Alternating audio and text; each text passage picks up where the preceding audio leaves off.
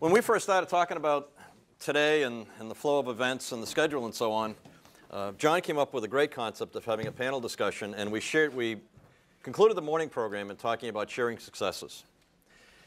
And John was really ahead of that when he said, let's go out and get some folks who are really, really involved in the volunteer business in different venues and different ways to come in and share their information, share their knowledge, share their experiences. And I said, great. And he said, I think I've got the right people in mind. I'm going to go out and see if I can get them to say yes. So again, when John says, ask for the order, he picked up the phone and he called these wonderful people. And I'm going to read you the introductions for the three of them that we are very, very fortunate to have here with us today. Robin Alpert has lived in the greater Seacoast, New Hampshire for over 40 years. She's taught and directed for 23 years in the award-winning theater department at Portsmouth High School. Her volunteer activities have included many years of working with AIDS Response Seacoast and as a founding member of Seacoast Outright. After retiring from teaching, you just got to listen to the backgrounds of these people. It's fascinating. After retiring from teaching, Robin served for 2 years as volunteer coordinator at Sexual Assault Support Services. In November of '99, she was hired as the first director of the United Way of Greater Seacoast Volunteer Action Center. The Volunteer Action Center promotes and supports volunteerism throughout the Greater Seacoast by providing programs and services to community members, nonprofit organizations, schools, and businesses. Robin serves as a consultant to area companies regarding creating and supporting corporate volunteer programs, as well as teaching a certificate in volunteer management program. She presents annually at the New Hampshire Governor's Conference on Volunteerism.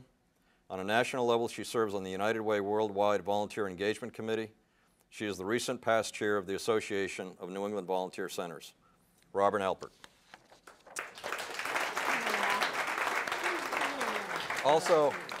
Also, we have Jamie French, CEO of the Northland Forest Products Incorporated, which is based in Kingston, New Hampshire, and has operations in Virginia. The French family has been in the hardwood industry for the last 125 years. Mr. French is the immediate past chair of the DC-based Hardwood Federation and is also past chair of the American Hardwood Export Council and the Hardwood Manufacturers Association. He was also the first chair from the economic sector of the Forest Stewardship Council U.S. Board. He is currently on the board of the New Hampshire chapter of the Nature Conservancy, the DC-based Land Trust Alliance, the Quebec Labrador Foundation, and the National Wildlife Federation Action Fund. He also serves on the board of the Foundation for Seacoast Health. He's the past chair of the Society for the Protection of New Hampshire Forest, Strawberry Bank Museum, and a founder of the Portsmouth Music Hall, and has served on numerous other statewide and regional boards. He served as treasurer and later vice chair of the New Hampshire Charitable Foundation and also as a trustee and later chair of the City of Portsmouth's Trust Fund for 17 years. Lives in Portsmouth with his wife Priscilla and their 3 children. Jamie, welcome.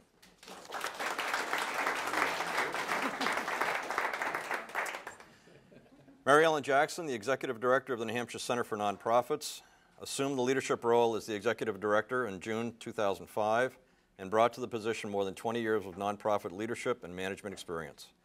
She previously served as the Executive Director of Family Strength, a statewide organization providing a range of behavioral health, home-based service for children and families. Prior to that position, she served as Executive Director for the Hub Family Resource Center of Stratford County that provides a variety of early literacy and family support programs. In this position, she directed the federal Even Start Family Literacy Program, a $1 million federal project, for 8 years. Mary Ellen also served as Director of Kid Care and After School Program and as Director of a Tri-County Peer Mediation Program for schools in southern New Hampshire. Her work experience also included serving as Program Director and Grant Writer for Seacoast Mental Health Center. In addition, she served as an adjunct professor of nonprofit grant writing at the Thompson School at UNH. Her wide-ranging experience also includes consulting to various schools and businesses throughout New Hampshire on mediation and conflict resolution, as she is a certified mediator. She has served as a guardian ad litem, representing children whose parents are involved in custody disputes. She has served on numerous boards, including the United Way of the Greater Seacoast, Dover Rotary Club, Stratford Network, and the New Hampshire Healthy Kids, the Governor's Task Force on Alcohol Drug Prevention, Stratford County Prevention Board, and the New Hampshire Fiscal Policy Institute. Mary Ellen was awarded the Douglas Eldridge Leadership Award in 2001 by the United Way of the Seacoast. She also received the Good Citizens Award in recognition of her leadership capacity by Citizens Bank in April 2009. She holds a master's degree in nonprofit management from New England College, a bachelor's degree in English literature from UNH, and a bachelor's degree in journalism and psychology from UNH. Mary Ellen, welcome. Thank you. You never know what kind of bio you send. We have short ones, we have long ones. Now you know more than me about me than I know about myself. But anyway, thank you for having us here today. A little bit about our engagement with boards. I'd like to give you a sense of what the New Hampshire Center for Nonprofits does. And I just want to make sure I have your questions right.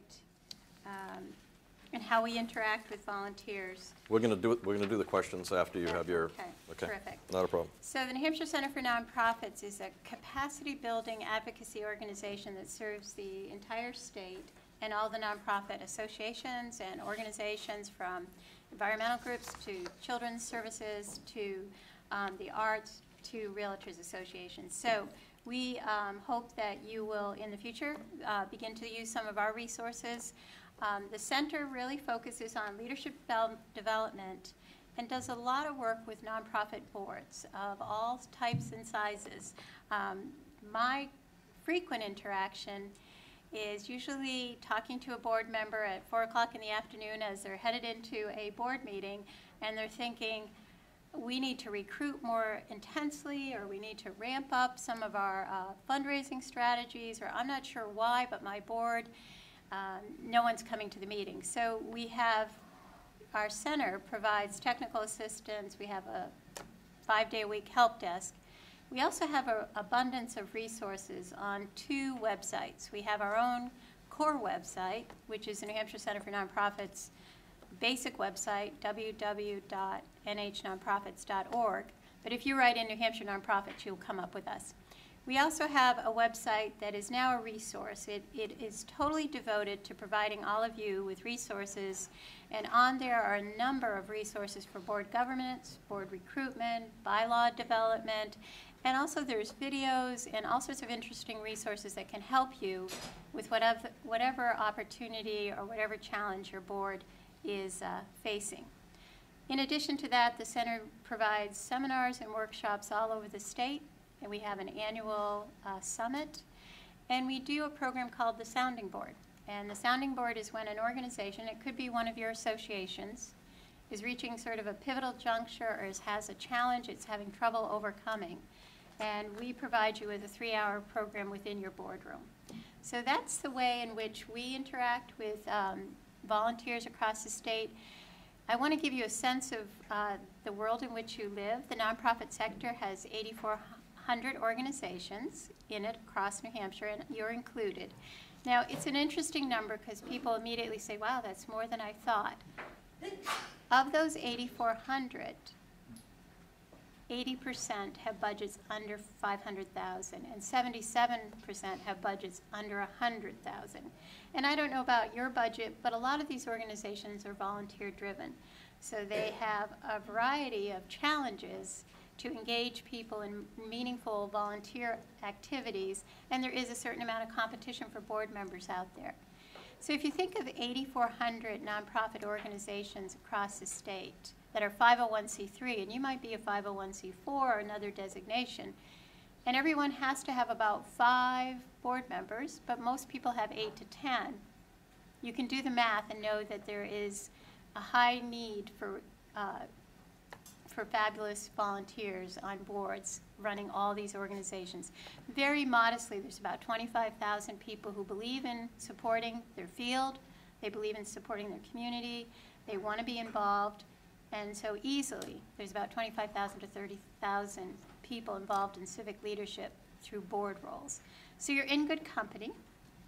Trying to think of, I think that we've been looking at trends. Our center publishes reports on issues and trends impacting the sector. And the other challenge that we are continually seeing is what they're calling the transition of leadership. So a lot of us that are engaged with volunteers are noticing that a lot of the volunteers are older. And we have to, and yet the younger generation coming in actually is very geared to volunteering. They've had a lot of volunteer programs within their schools, often their colleges and high schools support their engagement and make it a requirement that they volunteer.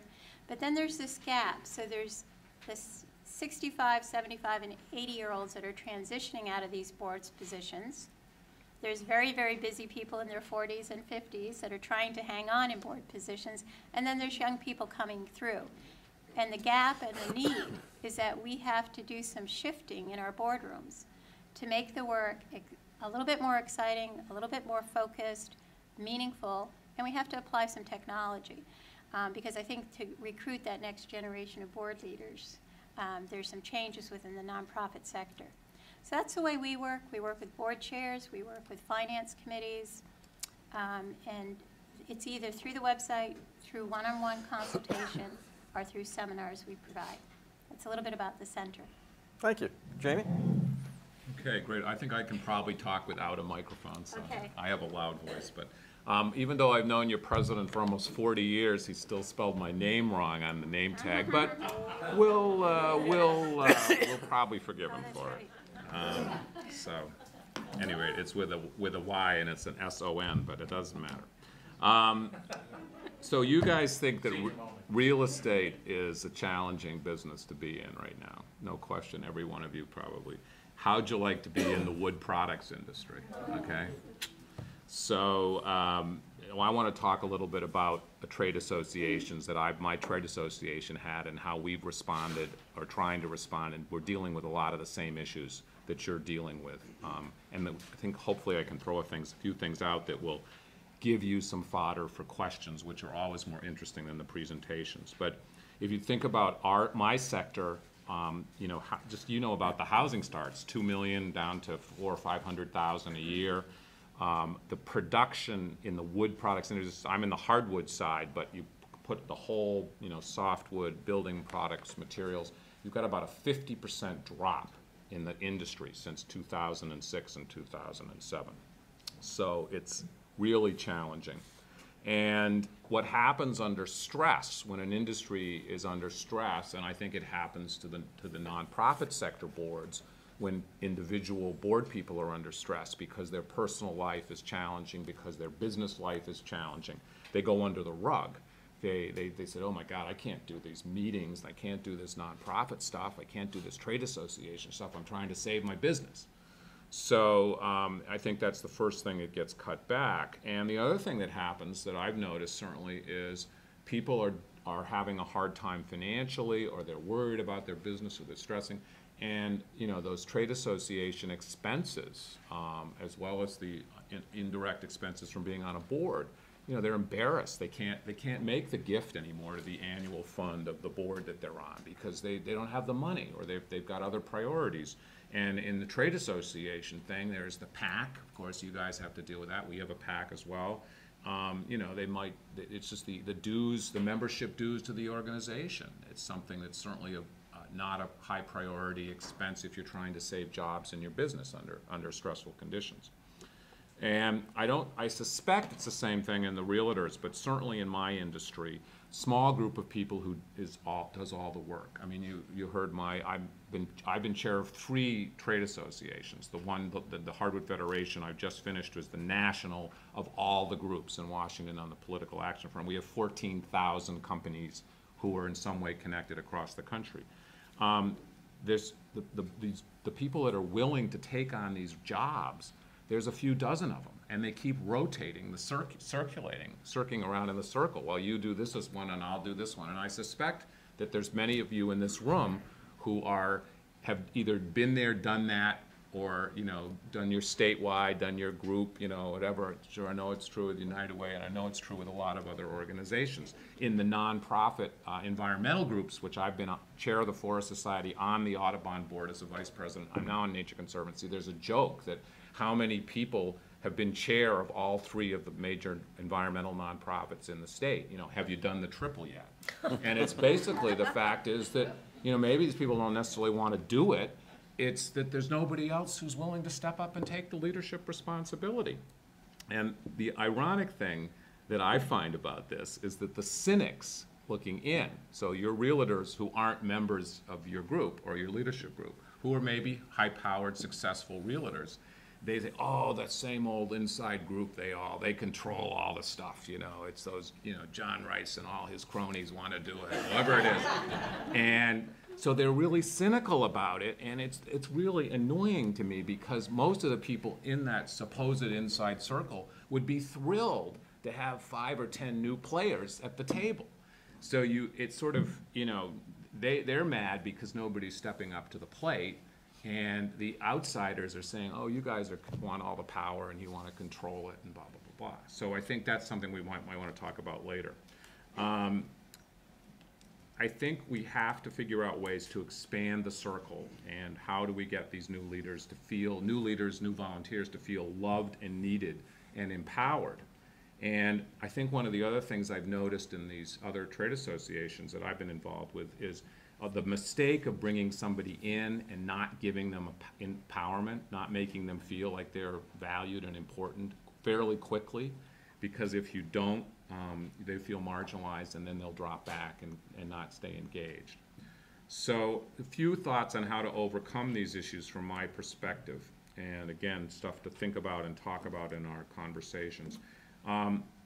This whole peer-to-peer, face-to-face thing, and you have a regional association like I have with a few different groups I'm involved with. The Land Trust Alliance in Washington has 1,700 land trusts around the country that are part of it, and including the Society of Protection of New Hampshire Forests, many others in the state of New Hampshire.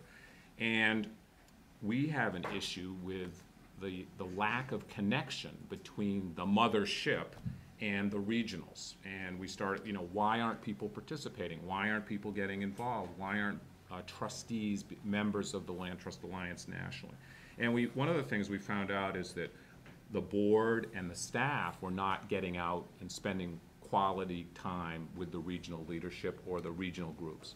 And there's nothing, you know, in this world of email and social networking, people can forget about the face-to-face time and how valuable that is. The other thing I think that's important that I've tried at Berwick Academy, is a private school in Maine that I was on the board of for about 10 years when my kids were there, and we had exactly the same issue. How do you recruit parents to be volunteers for the annual fund, or even the other networking things at the school? And one of the things that we did was we created new parent nights that were billed as Finance and Governance 101. And we attracted the business women and the businessmen. It was cocktails at a trustee house, you know, 5 to 6 or 7, so it was short, but it was a face-to-face, ask the tough questions, you know, create a place where those people were going to get interested in what you wanted them to get engaged with.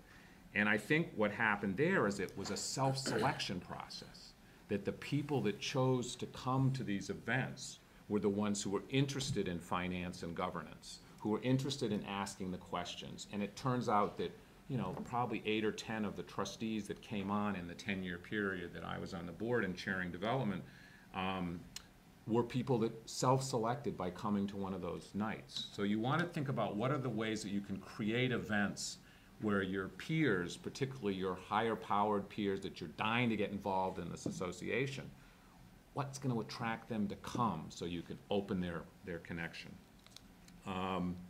I guess the other thing that I'd say before I pass to Robert, I'm probably talking too long, but I think the facts are that a lot of the new leadership that's coming along, the younger, the under 40 people, they're extremely busy, and honestly, a lot of them are very self-focused.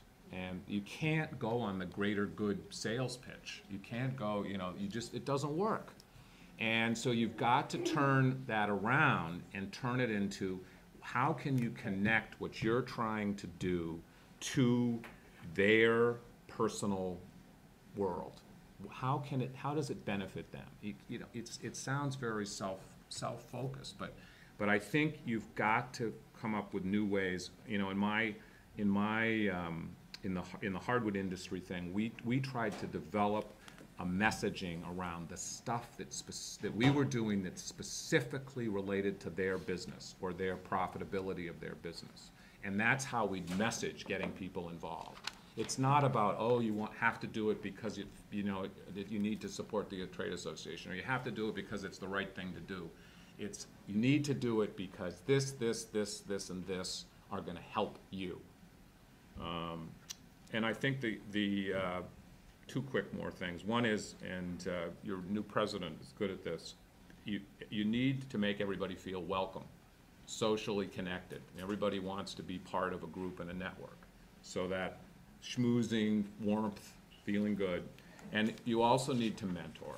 That's another thing.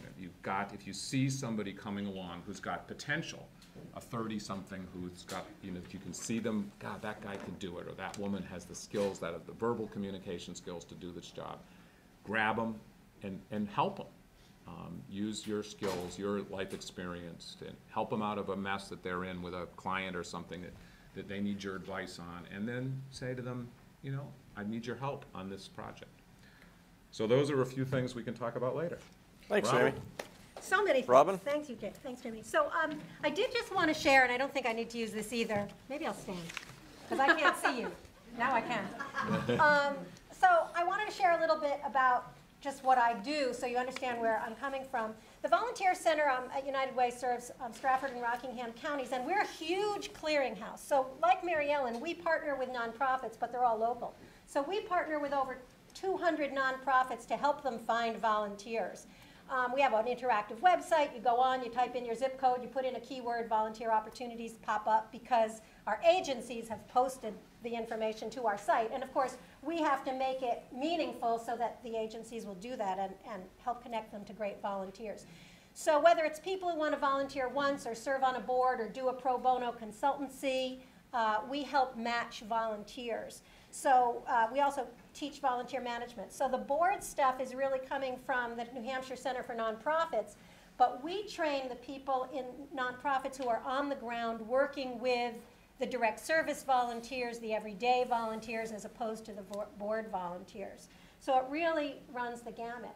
But I also serve right now as the co-chair of a board, and we're looking for board members and facing those same challenges.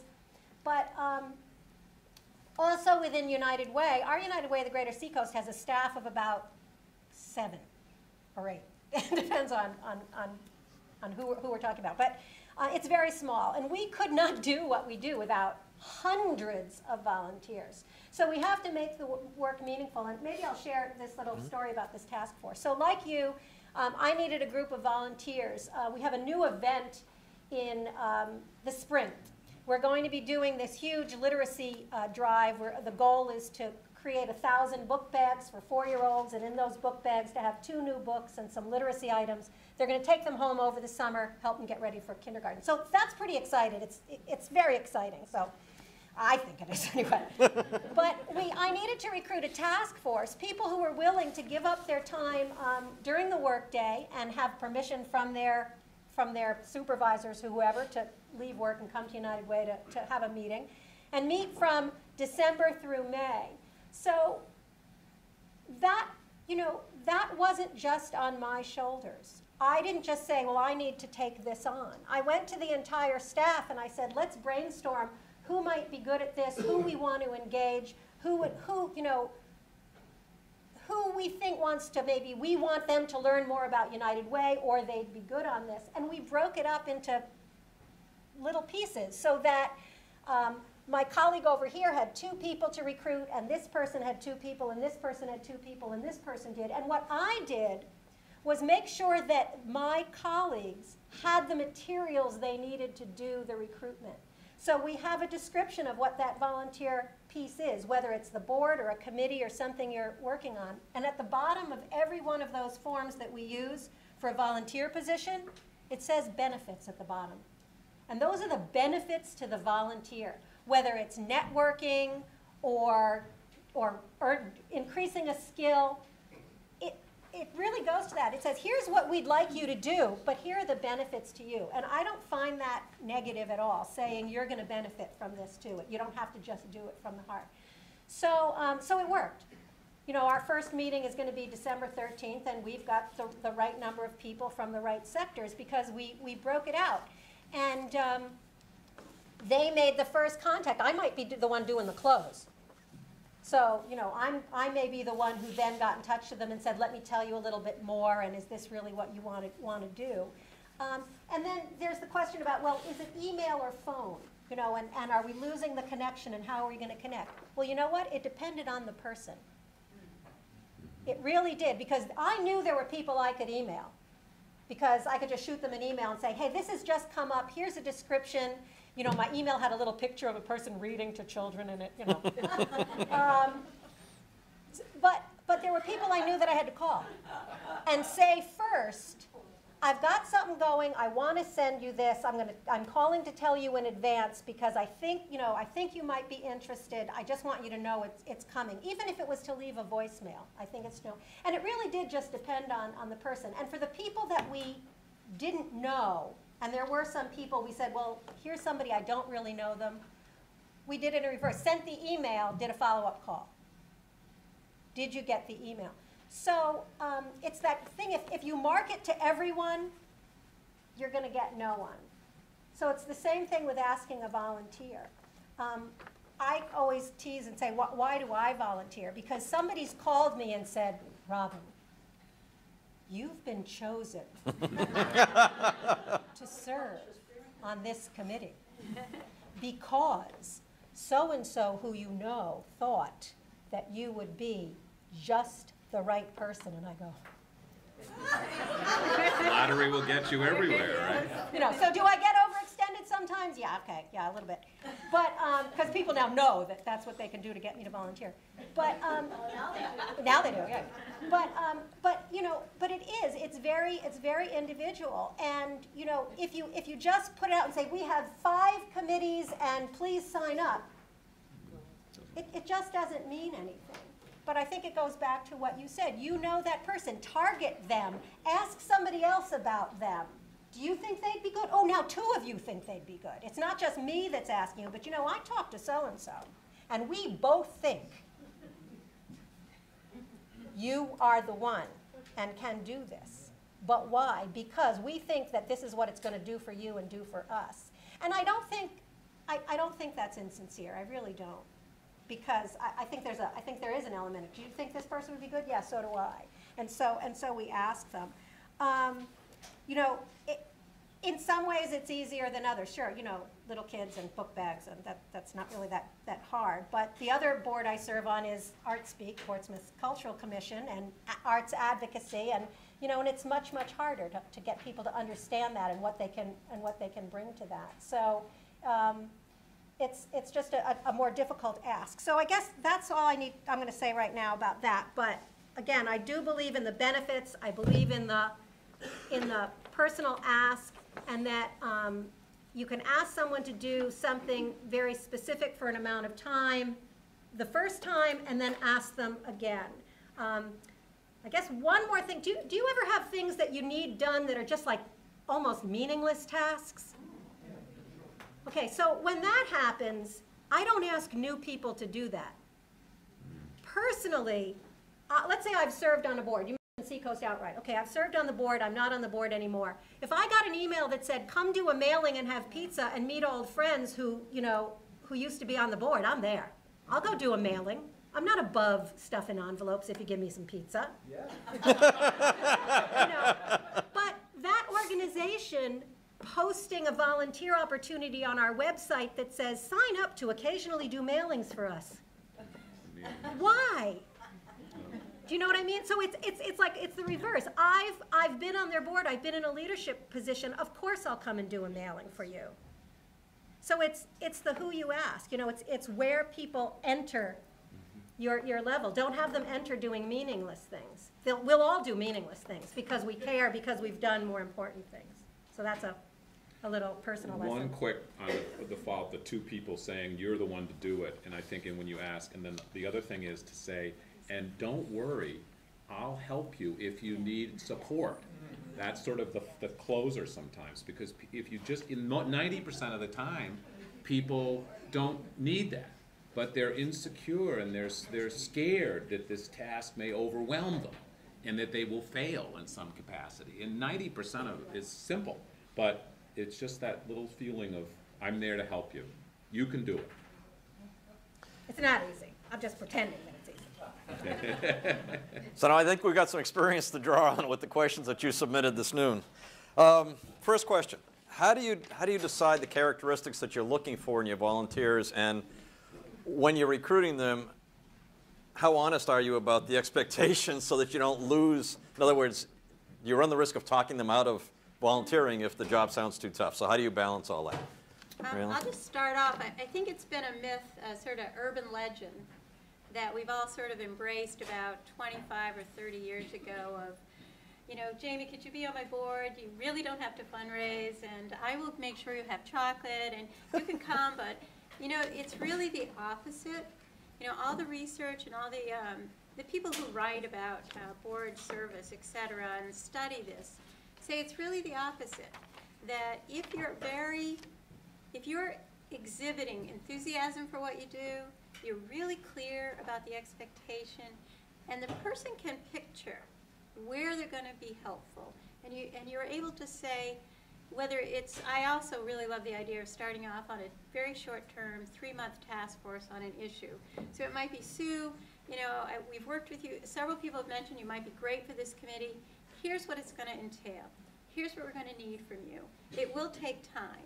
This is what we think it will take with time. As far as when you get ready to engage someone on the board, I will tell a very quick story. I was listening to a very proud executive director. No, it was actually somebody who just got on a board. And they were saying, oh, Mary Ellen, I couldn't believe it. We went out for lunch. They whipped out a board contract. And it was saying, you know, welcome to the board. Here's what we're going to expect of you. And the bottom of the contract said, and here's what we'll be giving back. You know, you'll get out of the situation. And then they even said, and we really expect you to give your stretch gift. Most board members. And he said, boy, I was like, whoa, I've never been approached this way. And then he said he went back to his office and he thought, oh, I like that. I know what they're expecting of me. I know exactly what the, you know, commitment will be. And boy, this organization has their act together. So I think we've made, you know, people really want purpose. They want clarity. They want a sense of what they're engaged in and what the board will be doing. Okay. I don't know if others. Robin? I don't know if this situation lends itself to the same thing you're working on, but like I just said, I'm on a nonprofit and we're recruiting board members right now.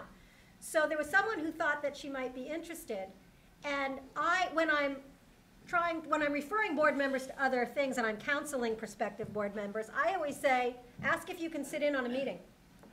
They're public, except if you go into, you know, a session, an executive session where you're talking about personnel. And sit in the room and listen and see if that's something you want to do. And we recently did that. We brought somebody in to the last board meeting, and we had our normal agenda, and she sat in and listened, and I got back with her 2 days later, and she's joining the board. If it wasn't right for her, let's know up front. But you know, we were who we were. We had our regular agenda. So the characteristics, you know, you asked about characteristics. Well, it depends on the need of your board. Sometimes it's an attitude, sometimes it's a skill. So. Great point. Jamie? I want to follow up on what Robin said earlier about matching up volunteers to the jobs and how you connect people and make them feel good and passionate. And the fatal mistake of, you know, getting somebody on the board who hates, you know, making fundraising phone calls and suddenly asking them to make 5, you know, it's their obligation. And they're going to run in the opposite direction so fast, you'll never get them engaged, and they feel guilty, and they feel, there are people that are suited for, it's got to be real, look at who they are and what their networks and what their skills are, and match them to the jobs. And sometimes for this younger generation group, the 30-something crowd, and again, I'll use the music hall as an example this time. There's people who love to give parties. There's people who love to organize social events that do, you know, these benefit things. It's an enormously time-consuming thing. Often it's a waste of time. I think a lot of events are not worth it because they take more, they suck your organization dry with volunteer energy. They may not make you that much money. If they're fundraisers and they do other things, they may have positive side effects. But there are people who love those things. There's people who love to organize the school auction or whatever. Get them to do that. They're experienced, that you know they're good at it. If you're doing something in that kind of thing, pull those people out. There's other people who are really good at strategic planning stuff, or there's people that are really good at, who are naturally good on finance committees and those kinds of jobs, and are comfortable with it and know they feel good about it. So if you sort of target, learn about that potential board member or potential volunteer as much as you can, and then be very specific with something that they are going to like. And then the next time around, you may pull them into something else, and it builds. And it's all about, why do people give, why do people volunteer? Because they get the personal, passionate connection with the organization. And that can be a trade association, because they say, wow, my peers really respect me for the work I've done for the Realtor Association or for the Hardwood Industry Association. And I feel good about that. And I feel the same way that I feel if I'm helping out a local nonprofit. Excellent. The question is, what do you do if you have somebody who agrees to volunteer, but they don't really join the team from the standpoint of embracing what the team wants to do, and they, there's a vote taken, and they're passionate about the minority position they have, but then once the vote's taken, they let it be known publicly that they weren't in support of that. What do you do if you're a leader and you either on a board or a committee? How do you deal with that volunteer? Mary Ellen's probably a good one to answer that. We can all give you the...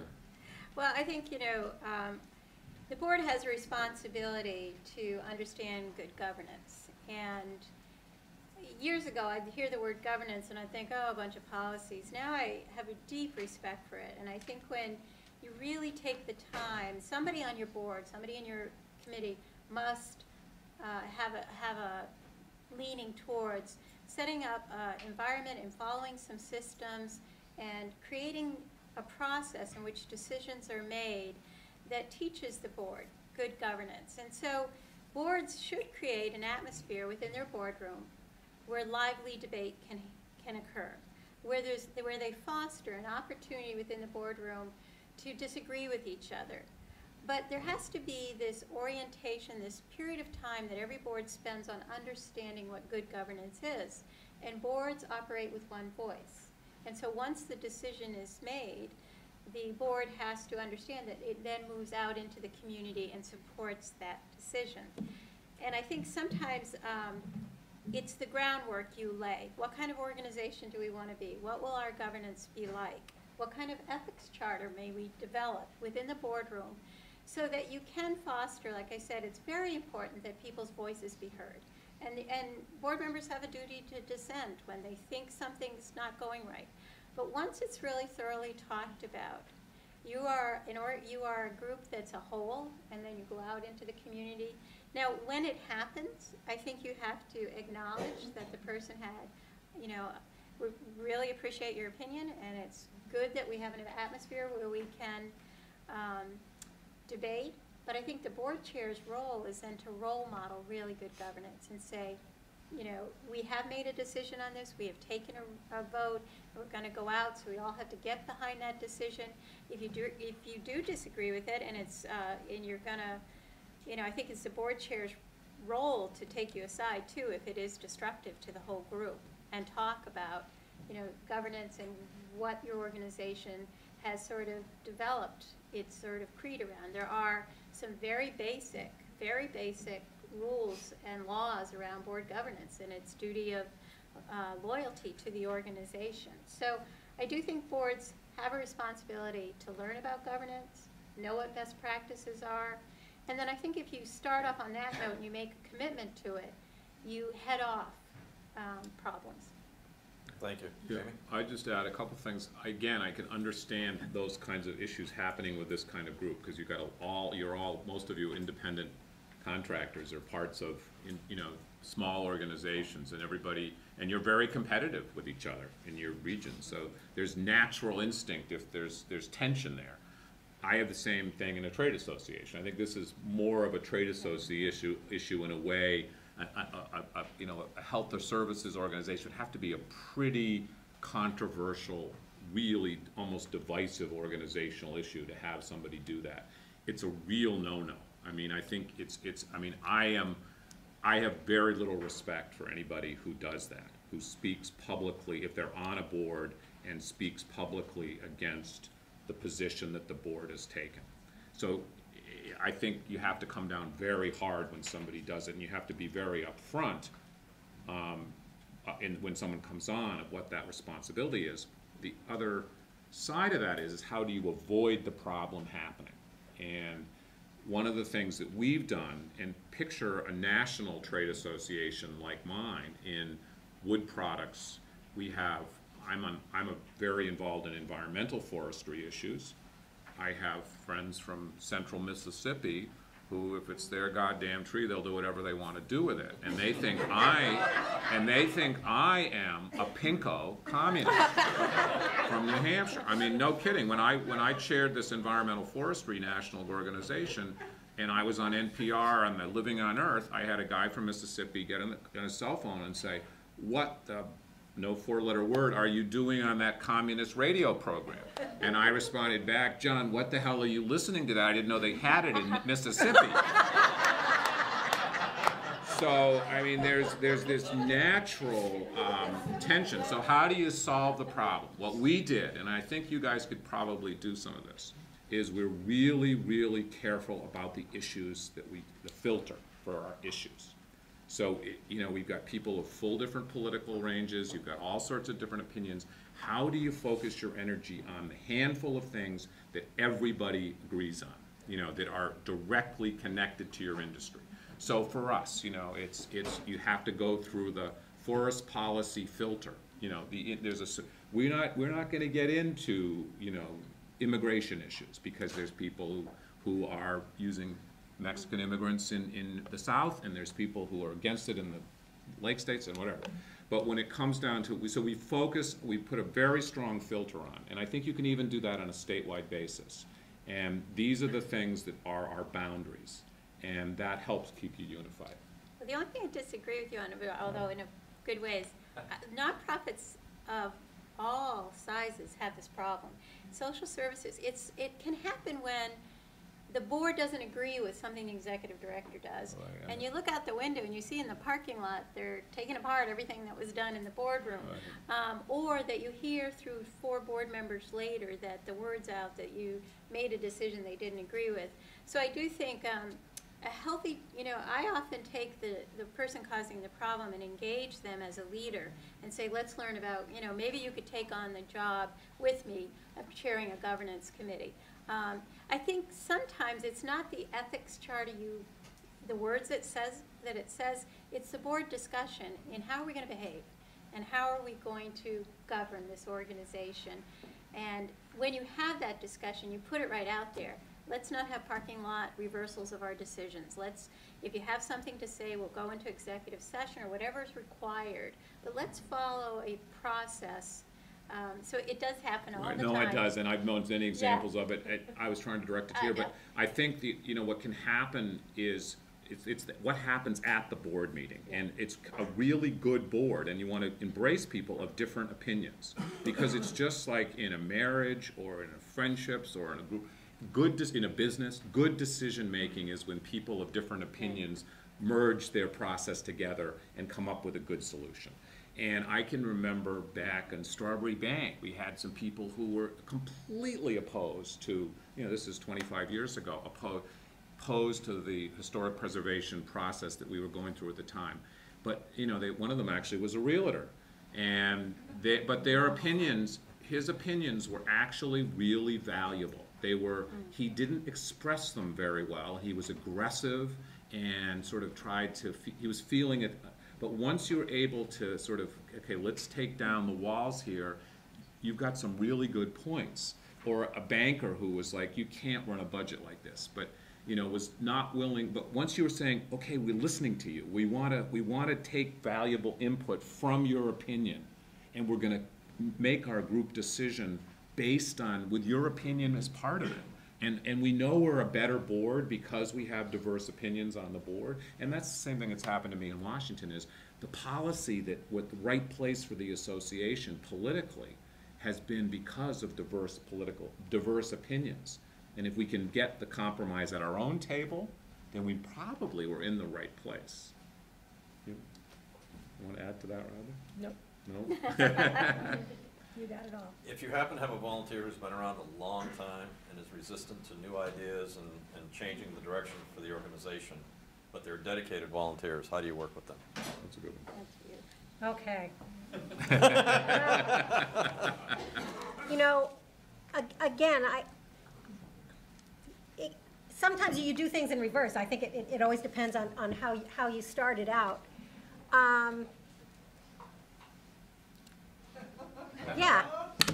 You know, are you talking? Read it again because I want to. Let's read it again. You have a dedicated volunteer who's been affiliated with the organization for a long time, who's resistant when the organization is trying to change its direction. Okay, I'm trying to think of You want me the to time reword I'm doing it. and No, go no.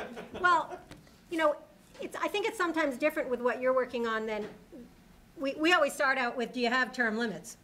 So I think we all agree that board term limits are essential and that they're stuck to. Even if you have a great person and you need to ask them to leave the board for 2 years before they can come back, because that's what your bylaws say. So first of all, that should be in place. There should be term limits. But you know, the other thing is you just have to move forward. And I hate to say this, but if it's taking more effort to placate the person and it's moving you away from your mission, then that's not a good return on investment of your time, potentially, unless the person you think is going to go out in the community and say bad things. So there, you know, it could be a time of saying, I'm seeing some frustration. Isn't this an HR issue? It's very similar to HR, of saying, I'm seeing a lot of frustration, and you have given so much to the organization. How can we help you feel better about the organization and help us move forward? You know, so I feel like all of a sudden you put that HR hat on and you're saying the same thing. I'm getting that this is not fun for you anymore, but I know you love this organization and we value you. So we want to move in this direction. What can we do to help you join us? Is there a specific thing that you'd like to work on? Is there one part of this that does resonate with you?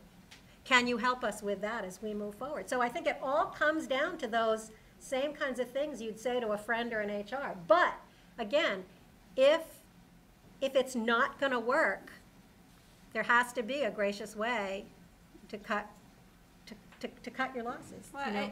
I think it's a real leadership moment that, you know, the board chair or whoever, I mean, those are the tough ones, but I think if you're very kind but straightforward and most people want to be heard, and so I think part of it is recognizing, but sometimes you do have people that, I've experienced this, that just won't let it go, and so you do have to have a meeting with them and just say, is this a right fit? Because we've heard you, we understand your concerns, but we're at a life cycle, or we're at a stage in this organization's development where we're going to be taking it to the next stage.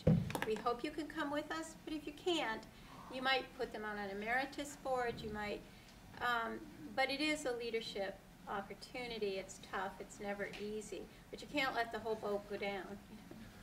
I think the term limits thing, you just have to have term limits. I'm a huge believer in it, and it's very hard when you have, and a couple organizations I've been involved with who were scared to death to lose donors and, you know, in the cycle of term limits, but it's very, very healthy. I think maximum three-year terms is absolutely is really the maximum. And like the charitable fund, you know, you're on that board, you can have 2 4-year terms and you're done. You never come back on, and you know, it's one of the largest charitable foundations in the country. It's a very nice, very exciting board to be on. It's a very small board, and you know that that's your time, and then that's it. And it makes it a very healthy organization to have the turnover. And I'm also a great believer in honorary advisory councils and honorary trustees, and making people feel that they're still having things that they can do in an honorary capacity, you know.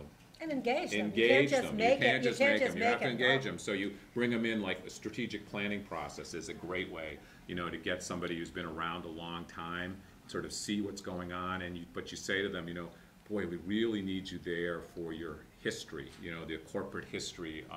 You know, we don't want to reinvent the wheel. I know you've been there in this case, in this case, in this case. come to this session, and we'd love to have you, have your brain on the tape there for us, and then, hopefully they feel good about it. And maybe they see in that strategic planning process that the organization is moving. Works right into the next question. How do you recommend that groups create the strategic plan? Who's involved in that process?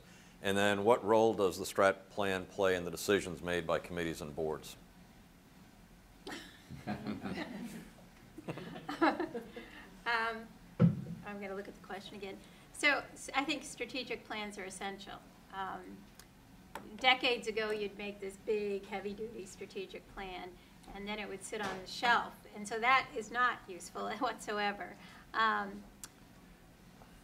Our organization tends to use a three-year strategic plan and an 18-month strategy. This world is changing pretty quickly, and what you thought was going to bring you resources, or what you thought was the most important issue for nonprofits to be focused on, shifts. People are really hyper-focused on sustainability and assessing their viability and marketing and recruiting new kinds of board leaders. 5 years ago, it was on different fundraising specifically and governance, et cetera. So we create a strategic plan of a 3-year model. We do use a process, and I actually think the strategic planning process, like Jamie said and Robin alluded to, it's a real opportunity to get input and to see some interest. I mean, this is a little bit off the side, but Robin was mentioning that one excellent way to recruit people is to say, you've been nominated. I needed board members, and I was starting out fresh. And some of you may be at the point where you're ready to start fresh again. I'm not sure, but we created an invitation to a bunch of people that had been identified in the community. And the invitation said, you've been identified as a leader. Would like to invite you into a breakfast to learn about our organization. People actually came in carrying this saying, I've been identified as a leader. It was really, But during the strategic process, hopefully there's an opportunity to do some focus groups. Where do you think the association should go? We think these are our top 3 issues. What do you think? This is our financial plan. Do you think we've got the right strategies? So you can use this strategic planning process to bring in some stakeholders, some leaders that you've identified, realtors that you think would be great to get more involved, and get them going and sort of change the tone. I think part of this is reframing your organization as nimble, as interesting, as really thinking about what's important to the realtors of New Hampshire. But I think the strategic planning process, you don't want to ever strategic plan in a room with the doors closed. You want to know the scope of your environment. It's a basic SWOT analysis. What is the environment telling us? What do realtors need? Have we heard from our constituents? And then you've got to assess your business model. And where do we want to be in 3 years? It used to be 5 to 10. You can do a 5-year plan, but it's getting so stale. So envision if 3 years from now you were in a plane flying over, what would it look like? What would you be doing? What would be ideal? And you go from utopia, I think, down to what could we envision for 3 years? So I think if this strategic planning process is invigorating, you have a facilitator, you envision where the organization comes, that really captures people. And then there is the analysis piece. So we've figured out where we're going for 3 years, what kind of resources, what would be a realistic goal to set, what we're going to need to get there, and then how are we going to assess our progress. And hopefully your strategic plan, mine is 3 pages, has 3 goals. We can put those goals, we put the goals of our strategic plan on the back of, what's this thing called? Your little name table tent. Table tent. So our board members are sitting at the meeting and they're looking at our 3 strategic goals. That's wonderful. We also take our agenda, and we have a goal for the agenda of the board meeting. And I know we'll probably get into how to make meetings interesting. But the board members have this in front of them, and so they're thinking all the time, well, wait a minute, the 3 top strategic goals, how does this issue we're dealing with right now tie in? Now, they don't always tie in. I mean, there's days when you're only going to be talking about, your finances or whatever, but even your finances, so how does that go back? Are we still pushing membership? Are we still working on this top, goal to reframe or to recast the realtor industry? So I think then you use your strategic plan wisely. hopefully if you have an executive director or a lead volunteer, they're reporting to the group monthly or quarterly. Here's how I'm doing against the strategic goals, and here's what you can do. So the strategic plan can be a tool to leverage engagement, to always remind people where you're going, to keep yourselves from not having mission drift and wandering. Jamie. I think that's a great summary of it. I think from my perspective of having been involved with a bunch of them is don't make them too intense. I think that strategic planning light is maybe more healthy for an organization in today's world, that the process is really valuable. They really need to be reviewed almost yearly now because the world is changing so quickly. But the process creates unity, it creates people being on the same page, it brings out, as Mary Ellen said, brings out new volunteers. You see people that are good at strategic planning and they tend to be good leaders because they're thinking at 10,000 feet, they're getting away from they're taking off their personal hats and thinking about the organization as a whole, which is the people that you want to grab. But don't make them too intense because they can get like writing tax code. And it's just, it's a waste of time because people just glaze over. So how do you make them fun, short, like mini? I just call them almost sort of, for a regional realtors group, it might be a 2 or 3 hour process over 2 or 3 weeks or 2 or 3 meetings, kind of thing. That would be it. And I love Mary Ellen's idea of just 3 or 4 things.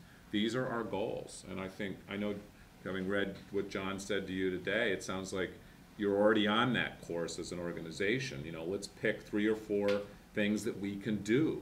And that's a sort of an outcome of a strategic plan, of course, but you get broader buy-in for those goals with the strategic plan. No, they've covered it. We've talked about recruiting the volunteers. How do we keep them motivated? While they're in the process and they're serving and they're doing things and they're not all successes, everything we touch doesn't turn to gold. How do we keep volunteers motivated? Well, I think Jamie, did you say something about mentoring? Did somebody mention mentoring? Yeah, I did. I mentioned it very briefly. Yeah, I think checking in. I'm not exactly sure everything that your volunteers are going to be doing, but we have a new volunteer program at United Way. It's a pilot, and we're doing maybe a little bit more checking in than we will a year from now. Because we really want to hear back from the people who are volunteering because it's a pilot program. But volunteer management is an occupation. And unfortunately, volunteers are not free. So whether you're a volunteer managing other volunteers or you're a paid staff person managing volunteers are not free. They need to be managed, just like your staff needs to be managed. So it's the same thing. It's have you checked in? Have you asked for that person's input? So that's really, I think that's really the retention piece. And recognition. And recognition is really about how that, it's not a blanket thing, it's how that person wants to be recognized. If you really know that person, you're going to know how they want to be recognized. It might be something public, it might be just a call or a thank you. It could be a note, it could be a birthday card, but it's very individual and it's very important. And if you don't have the time to do individual recognition, and you've got to make it more of a group thing, fine, but that person has to know, even though they say, I don't really need to be recognized, they need to be thanked. Well, I think keeping volunteers motivated, it seems to me, we do this activity in some of our seminars where we ask people to sort of think about a team that you were on where in your life that really meant a lot to you. What was going on? Maybe it was a football team or a rowing team, or maybe it was a book club or some kind of activity. Maybe you were in the high school band. Whatever it was, what were some of the elements of that experience that was so valuable, motivating? You wouldn't miss a meeting if your life depended on you. I had one person say, the meetings at this nonprofit are so exciting and so interesting, and I feel so I feel like I have meaning here. I feel like there's something. So there's a variety of elements. I mean, the meetings should be strategic, and they should tap into people's ideas. And the organization, I mean, this is intentional work. You create a meeting, you create work that is focused on moving the organization forward. And so when you think about it, that high school team, that wonderful book club, there was an element of camaraderie and enjoyment. You enjoyed the meetings. There was a place for you to have involvement and imprint into the organization. It was well run. When they began, and when they end, and they said 9 o'clock, and they were done at 9 o'clock.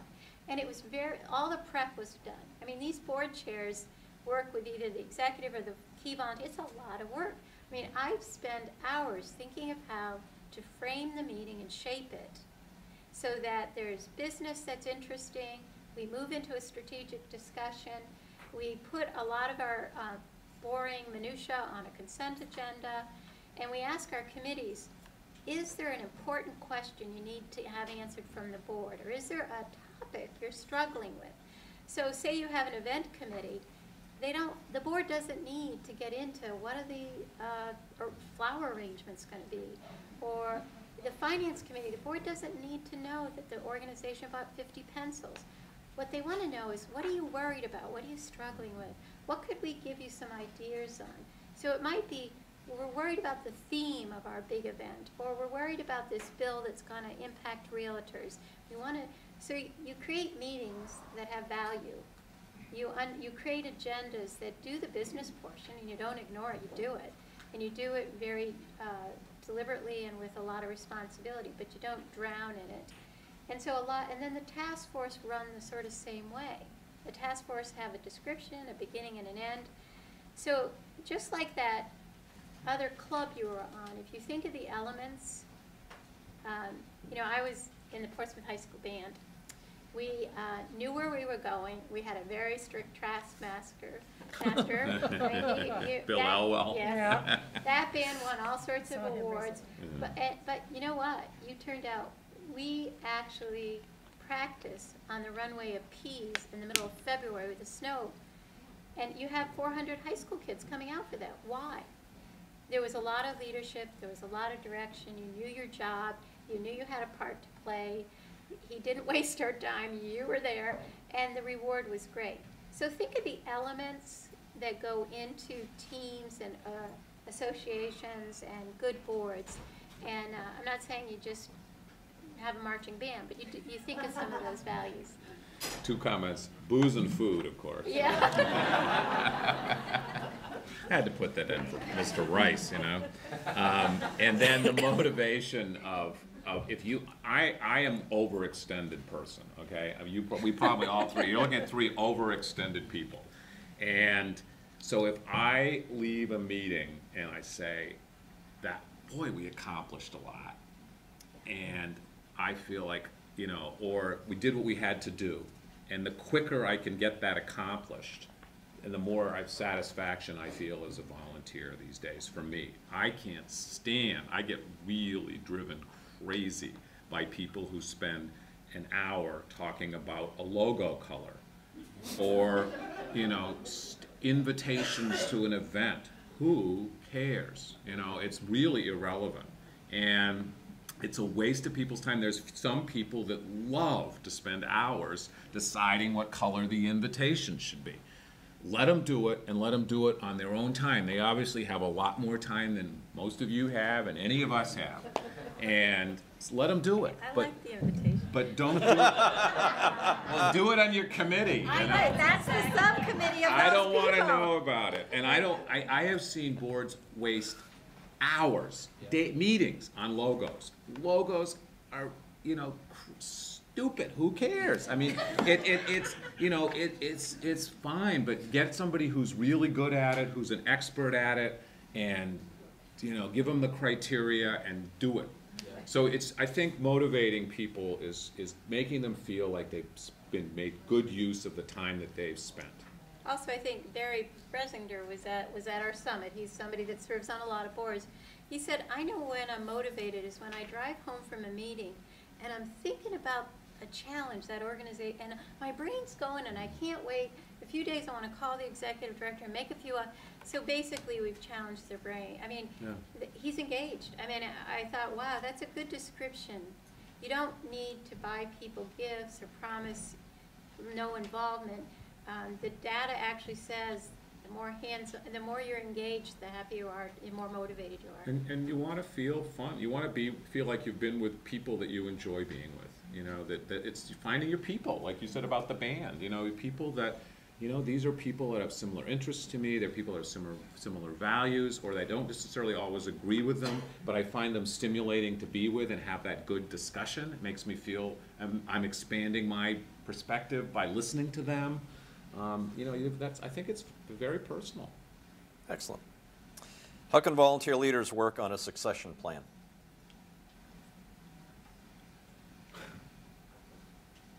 You probably got the nonprofit, so Center for Nonprofits answer to that. Well, actually, half my morning was spent on preparing somebody who's going to speak on succession transition planning for a seminar in December. It's for in December. It's the 14th. Come if you want. And by the way, I have got information about the center and materials on motivating board and recruiting board. So please come up later and grab some things. I think succession planning, the way we have I mentioned to you we have a nonprofit resource platform. I put information on this. And we invite you to be members of the center. And if you are, you can get on there any time of day and download all sorts of resources. But one of them is a sample, is a guide for going through succession planning and a sample transition plan. Every organization, your family from UNH to Dartmouth Medical Center, leadership is going to transition. Life happens to people. They can win the megabucks, they can have a parent become ill, they can have an accident. So smart, forward-thinking, sound organizations plan for transitions and succession planning ahead of time. And when I took this job here, my board chair was a gentleman named John Hoppin, a terrific guy. And I was in the job 3 days, and he said, "We need to have a succession plan." And I was like, "Where do you think I'm going?" But he said, "Well, you know," and I get a little confused on transition succession planning, but basically he wanted us to talk about the what-ifs and what kind of process we were going to use if we were planning for a leadership transition or a board chair succession, and so that we had this thoughtful conversation about what if the board chair all of a sudden had to leave. How would we keep this all going? What would be the steps involved? Or what would happen if the executive director, do we understand her job? Do we know what components? Do we have a plan in mind? Because if you do it at a time when no one is leaving, it's a very candid, open discussion, and you can plan very carefully. If you wait and you ignore the issue, all of a sudden, you know, John's on the phone saying, "Oh, I can't believe it, but so-and-so is leaving," or, you know, "We haven't really planned for this." That on the board, it seems that it really needs to be very intentional. So that in some boards, they have the board chair is the chair for 2 to 3 years, and then he or she stays on for another year to mentor the next chair, but they already have an intentional. A lot of boards don't. It's not automatic that you go from treasurer to secretary to vice chair. It's more who is the right person, and how do we make these decisions? And some boards say, well, we step back, we look at our strategic plan, we look at who's going to be the best person to lead, and then we have these series of meetings, and this is how we handle it. I think the other thing about planning for any kind of succession planning is that it avoids this sense of a small group of people over in the corner decide things. You know, it's hard to be on a board and you think, well, wait a minute, how come all of a sudden so-and-so's in charge? It should be very transparent. It should be a process where you all know that in the event of an expected or an unexpected change, you have a plan. There's also the committee succession plan, which is, you know, it's the chairs obviously, or the ED is your big ones you worry about, but I often say to people on a board when I'm chair is, if they're chairs of committees, and within a few months, think of one of your jobs is to think about if you had to leave or something happened to you, who would take that job on? And it actually, I think it's one of the most important jobs of a chair is to help the process from the very beginning. Now, in trade associations, you tend to have these multi-year, you know when you say yes to being the first vice president or whatever. I mean, how many years ago did you know? Well, you have an election process for this job, but there's once you're in there, it's a transition over time. But a lot so there's a little bit more process, but in a lot of nonprofits, they don't have that. And I think it's the job of people very early on in their leadership of thinking, God, if I couldn't do this, who at the table would take my job? Well, I just want to give a good example and a bad example to go with what Mary Ellen said. I am co-chairing a board right now that I probably should not be co-chairing because I'm not really ready. But the chair, the chair's year was over, and the chair stepped down, and there was no one to step up because there was kind of a vice president who thought that they might be stepping up, and they got transferred to, like, they're in England. You know, so that just wasn't going to happen. So that was pretty scary. You know, you think that you're going to go, you think you've got the right thing, and life happens. So it's hard. So so we didn't have a chair, and so somebody else and I decided, well, we'd do it together. So that was a little bit helpful. This organization has never had co-chairs, co-presidents, whatever. We do now. So that was scary.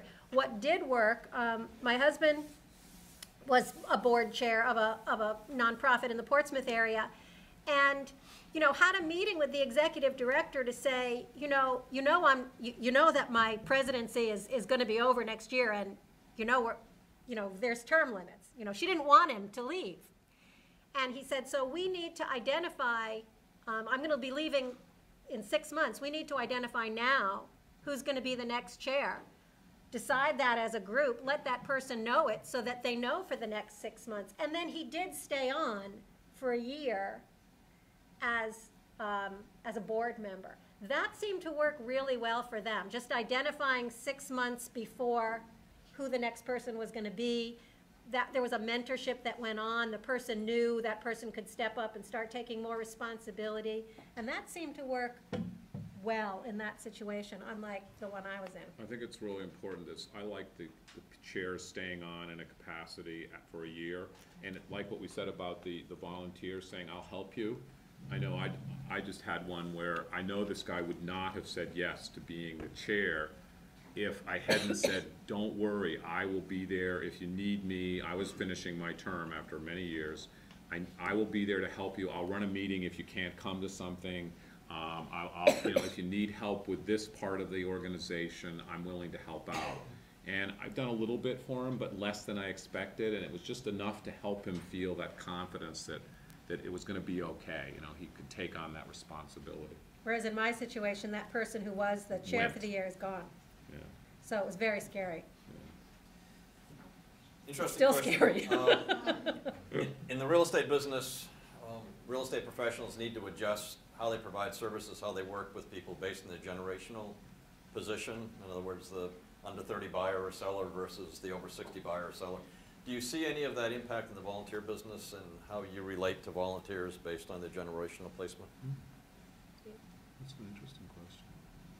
Well, I talked a little bit about the 30-something crowd and the different ways that you approach them, and certainly that's been a big frustration of mine. And in Portsmouth, we all happen to be Portsmouth-based or rooted people here, which is probably, but the Portsmouth was built in my time there as on young energy of young volunteer energy.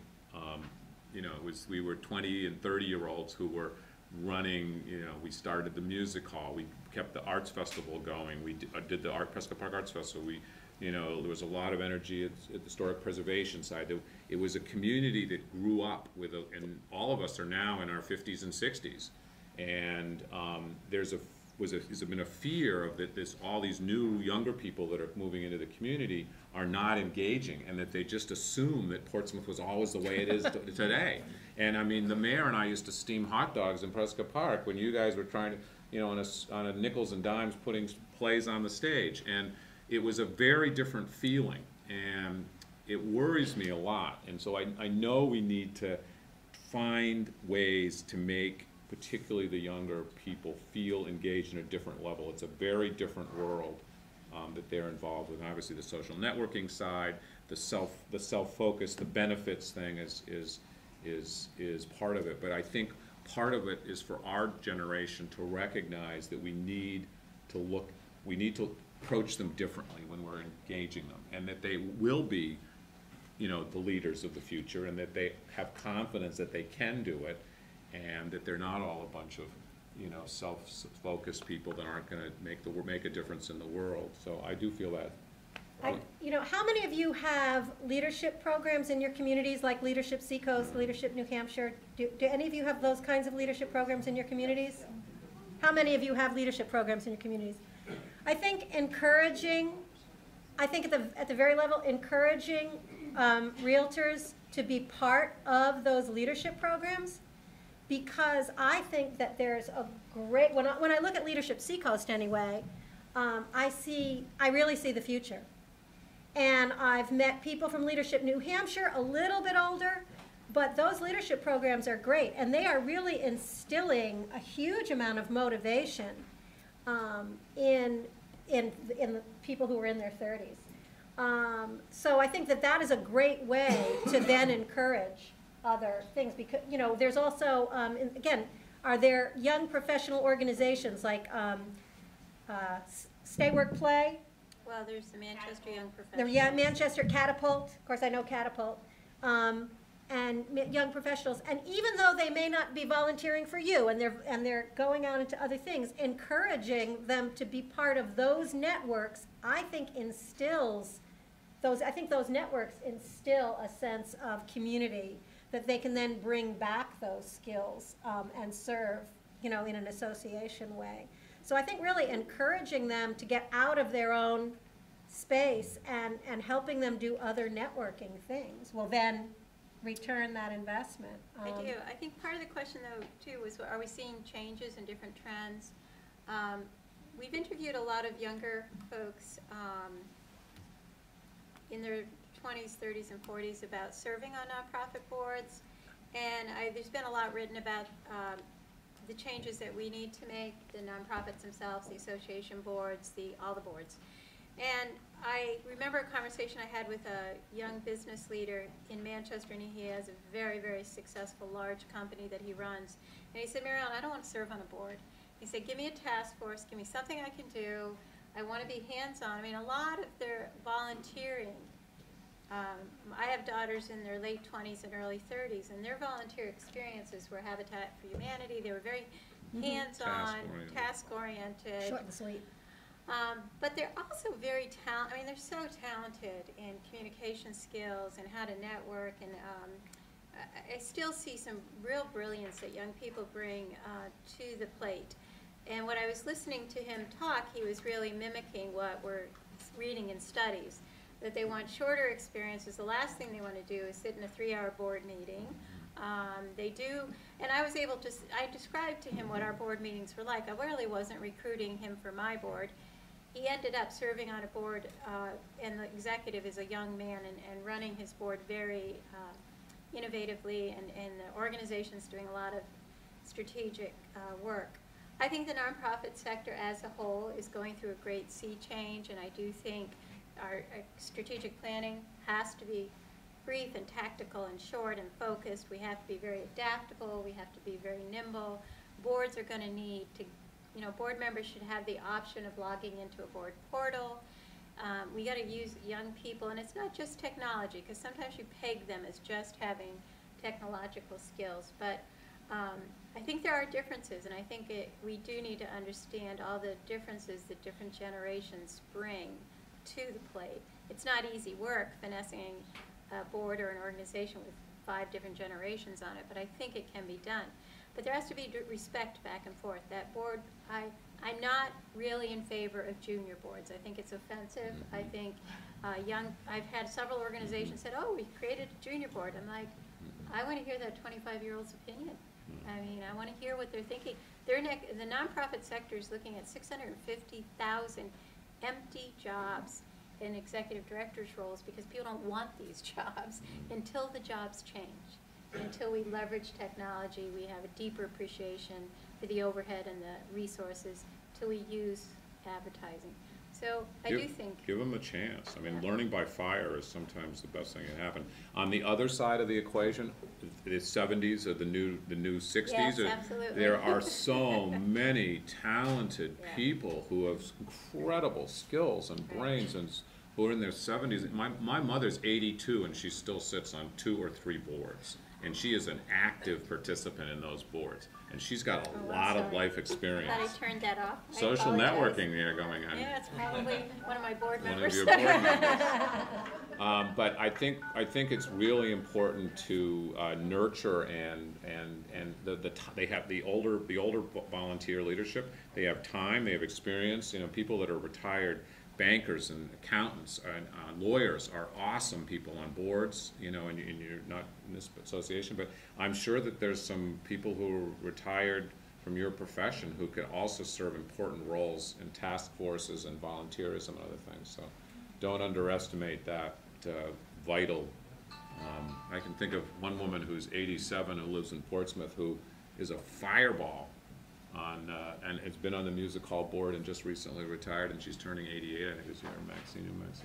And there's several others I can think of who are great additions to the community. But maybe those, I don't know, and again, I don't know what you're asking volunteers to do, but rather than saying, yes, this is a 2-year thing, can it be a 3-month thing? And then another 3-month thing? Fundraising. Would you share some of your best insights as far as fundraising, ideas, concepts, what works? What are you fundraising for? Because I really have to understand that. Non-dues revenue.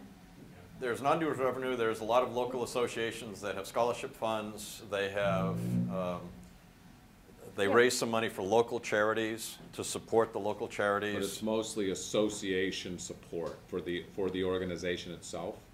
Or are you raising money to give away?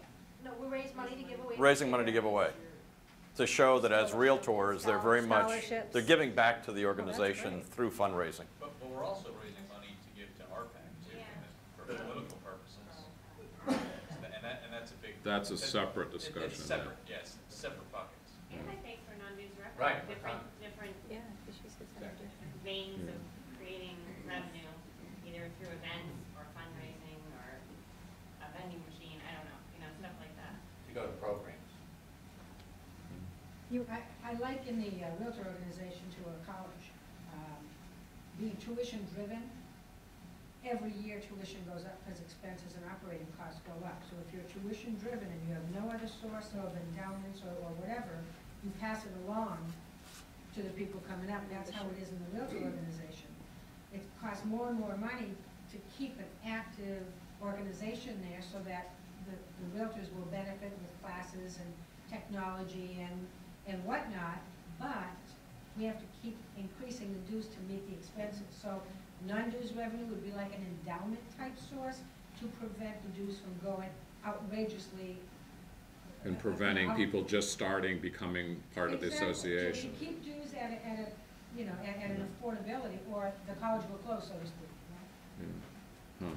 I can give you. I've been very involved in an industry PAC, so I can. There's a whole bunch. You can get people that are very knowledgeable about PAC fundraising, and that's a sort of separate thing from the other non-dues sources, because people are having to write personal checks, and there's very strict regulations around it. And I just know from experience, and I have 3 or 4 calls that are on my list that I'm supposed to do, and I don't, because people haven't had a very good year, and they have to write a personal check, and I'm really just wanting them to be participants, because the numbers are, so I think from our perspective during these hard times, we've tried to get people to participate. That was the most important thing, even if it was $50, be on the list, because the strength in lobbying, whether it's in the state or the local, is we have this many people, these many families are involved, and that's important. So you try and sell it on participation. And then it's just the peer-to-peer thing is just so vital. You cannot expect, don't even think about trying to get paying somebody to call people to give to the PAC. I think that most of them fail. The only way you're going to get PAC support is face-to-face, and it's people. You guys do it all the time in your business, the clubs and the levels and everything like we do, and it is the peer-to-peer. If somebody's doing well, you know, the expectation is that if I'm a $2,500 donor to my PAC, I need to be the one who asks the people that are perfectly capable of that gift. And you don't get the $100 donor asking the $1,000 donor. And you know, it's all, you guys have heard all this before, but you've got to be very organized. And I think you have to be, again, not shaming people at all. It's with any of this thing. It's do what you can do. That participation, valuing small gifts, valuing, making people feel whatever they do, whatever they give is important, because it's for the group, for the team, for the cause, and this is what it's going to do to benefit you, going back to our original discussion. Yeah. And I don't know if this relates to this at all, because I don't really come into this understanding your whole model. But, you know, I'll use Leadership Seacoast again. Okay, so I'm a former board member, I'm an alum of Leadership Seacoast. They're an organization that is a tuition-based organization. You have to pay to take this class. So how do they raise money to do that? Well, they've got this model where they invite alums outside, or who are, I'm an alum, or other people to come to an event to mingle with the people who are currently there and hear a speaker and have a bagel. So they're going to charge $20 for that, which I'm going to pay for not because it costs $20 to have a bagel, but because I believe in the organization. So, and what am I going to get out of it? I'm going to see people, I'm going to hear a speaker, I'm going to have a bagel.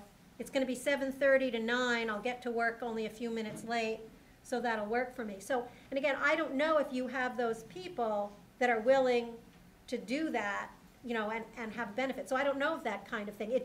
And that kind of event, it is an event. It doesn't take that much planning, but there's time for networking, and there's time for a little bit of a half hour of learning something, and then you say goodbye and go to work. So they've just raised money, and I have no idea if that kind of thing fits your model, but it works for them, and I pay. So I would be very happy to come back and do a 2 hours fundraising, all the different elements to this kind of thing, but it's so hard to do in like 5 minutes. Yeah, I don't understand what But the reality is, you need a reason why you're raising money, and people need to see it. So the case, where you're going, the center is a membership organization. I know we really cannot up our dues without a lot of pain, and people, the first thing they do is cross off their dues when economics get tough. However, over the past 6 years, since we've reinvigorated this organization, I have learned that some of what we're doing is very meaningful, and we have created a somewhat small group of donors who really are connected to where we're going. So when you're able to say, can you join with me, this is where we're going, and these are the services. I do agree with Jamie, though. Sometimes it's more understanding that if you get a lot of small gifts and support, you can build on that. And people are just chasing donors and saying, I need 50,000, and that's not the way to do it. But there are 5 or 6 strategies that go into a really smart fund development plan. And whether it's a product and whether it's an event, because there's like 10 different levels of events, and what Robin is talking about is a mission-based event. Again, you have to see, I want to be part of this difference, and this is what I'm willing to invest. Or whether it's a product that you sell, or whether it's a big event, there's all different reasons and rationales.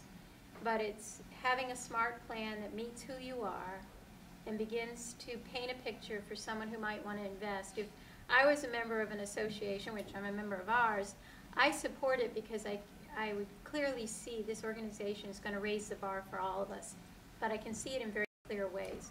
When things are foggy, it's very hard to fundraise. I do like the idea of all the realtors in New Hampshire branding themselves around a charitable cause, because it does that.